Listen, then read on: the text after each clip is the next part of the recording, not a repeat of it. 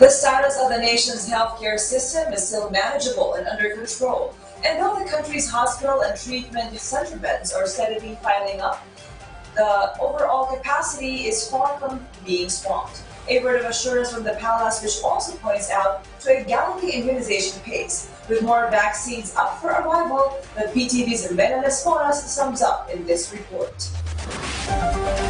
Malacanang assured the public that the healthcare system in the Philippines is still fine despite the increasing cases of COVID-19 in various parts of the country. Yesterday, the authorities reported the highest new cases in a day since 2020. According to presidential spokesperson Harry Roque, despite the critical level of the ICU bed utilization rate nationwide, the important thing is hospitals still have spaces and they can still accommodate patients. To which medical practitioner Dr. Ron Chinsolante also agreed.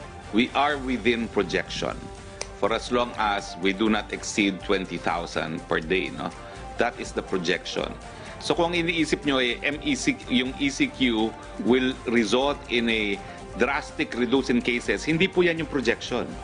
Ang projection ay hindi tayo lampas dapat ng 20,000. No? Mga hospitals here, especially the government hospitals, are still accommodating patients, no? And we are thriving despite this increase in the cases. And more or less, no, talagang pinapagpreparahan naman talaga natin to. Likewise, Secretary Roque said the government is still continuously intensifying the national vaccination program. This week, new COVID-19 vaccine supplies are expected to be delivered, particularly from Pfizer and Sinovac. On another topic, Secretary Roque also had this to say to the critics who are against the continuous funding of the National Task Force to End Local Communist Armed Conflict amid the pandemic.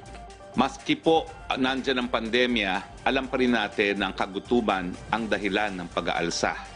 Okay? Ito pong mga proyektong ito ay magbibigay hanap buhay doon sa mga nahihirapan sa buhay na dahilan kaya sila nagiging rebelde.